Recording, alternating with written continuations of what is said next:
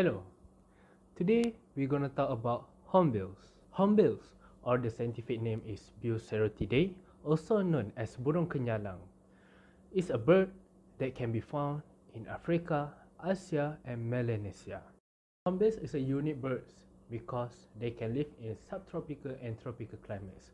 Also, they can be found on the mountain forest up to 1,400 meters above the sea. Hornbills, or also known as burung kenyalang, can be found in Malay Peninsula and also on the land of Borneo, especially on Sabah and Sarawak.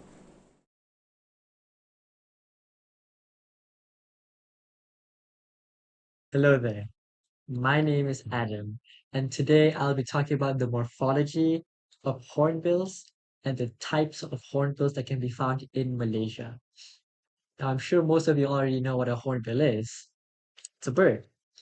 But did you know that these birds could go upwards of 170 centimeters in body length, or as small as 65 centimeters in body length? Now, across all hornbills, they weigh around between 290 to 4,200 grams. At least that's the overall range. But specifically for such as the rhinoceros hornbill, for example, they usually weigh around 2,000 to 3,000 grams. And that depends on their gender, their age, and other factors. But when it comes to the hornbill, the most noticeable, the most distinct part about them has to be the curved appendage on top of their beak, with their beak themselves being a very noticeable, distinct feature about them being large, curved, long, and yet it's still light.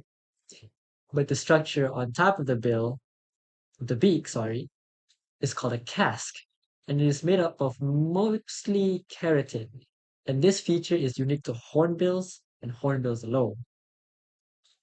The appearance of the casque can differ from species to species, but typically speaking, they all function similar the same way as a way to make their sounds louder. The males of the hornbill species tend to have brighter plumages and larger bodies compared to the females, and that is one main way that scientists differentiate them. And as for their general appearance, their bodies are mostly covered entirely by feathers of various colors, usually seen from ranging from black, gray to white. They typically have white legs and also vent. They have also a white tail, which has a black band on it, at least for the rhinoceros hornbill. That is the main hornbill found in Malaysia. And as for the color of their beak, it tends to be a yellow and red color, as well as yellow and red around the neck, head, and around the eyes as well. Um, Now, I'm sure you've heard me mention the rhinoceros hornbill throughout the the mention of the morphology of hornbills, and it's true that the rhinoceros hornbill is the most well-known hornbill in Malaysia. However, it is not the only hornbill that can be found in Malaysia. Some other examples would be the helmeted hornbill, black hornbill, the bushy crested hornbill, and the white-crowned hornbill.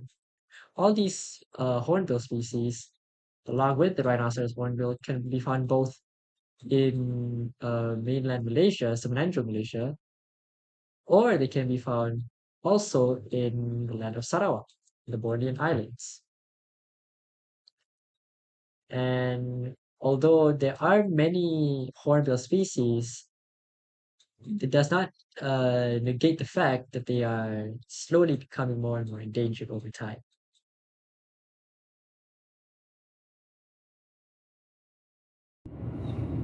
My name is Adi Amizi, and I'm going to present to you about the importance of the hornbill in Malaysia. Have you ever wondered how the forest in Malaysia produces itself?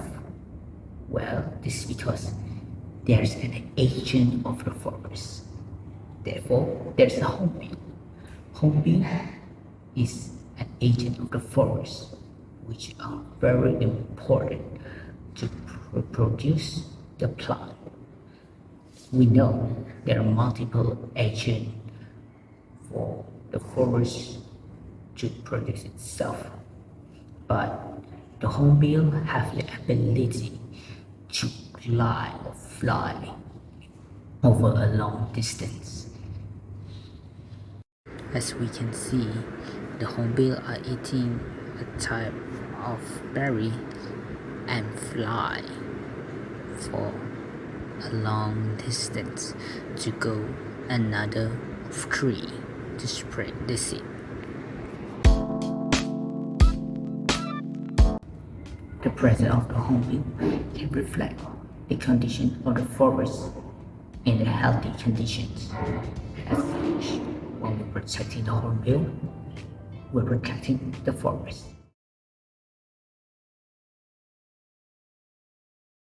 Hi everyone, today I will talk about the factors why Rhinoceros hornbill become an endangered species in Malaysia.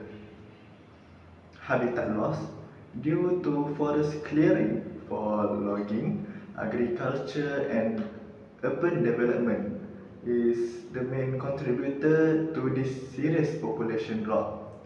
This is because Rhinoceros hornbill just can build their nest if there are big and tall trees.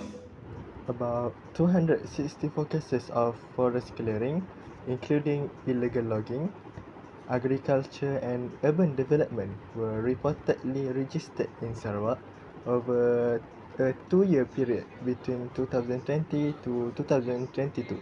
Let's go to the second factors. Why Rhinoceros hornbill become an endangered species in Malaysia?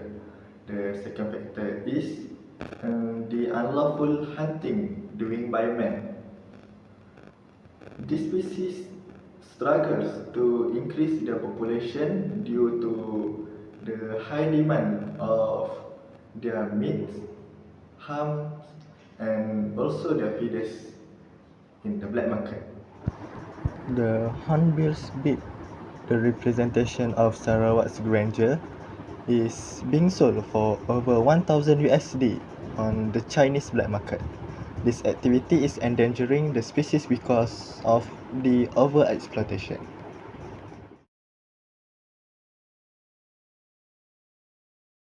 So far, we have known more about the rhinoceros hornbills, from its biology, features, their importance, and the problems that they are facing.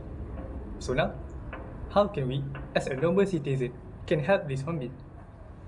What are the ways or the actions that we can do to save them? There are several ways or actions that we can do to save these hornbills.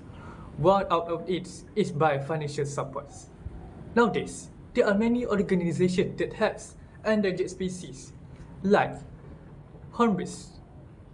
So, did you all know that hornbills research, monitoring, nest building, and forest restoration, all other things that involving hornbills conservations are quite expensive.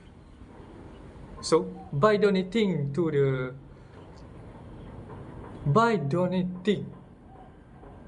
the organization that helps hornbills, we are actually helping them to further their conservation. Okay, the next action that we can do is buy smart. Yes, that's it. Overdevelopment, overconsumption, and habitat destruction are a major factor in endangering many animals. So, what can we do is we must reduce the usage of the products that are made from plant. Yeah, as we know, trees are the homes for the hornbills. So, by reducing the usage of the products made from tree, we also can decrease the deforestation, so the home for the hornbills will be safe, and the hornbills will not face their extinction. Last but not least, the action that we must do to save the hornbills is being an advocate. So now we have know about how to save the hornbills. Why don't we try to share it with our friend. As a saying goes, as a person, we can make a difference. But as a team, we can make even more difference. So what are you waiting for? Grab this opportunity to save the hornbills. Remember, if we don't start now, then when? If don't we, then who? So, the fate of the hornbill is in our hand. So let's all together save the hornbills. Let's save the hornbills.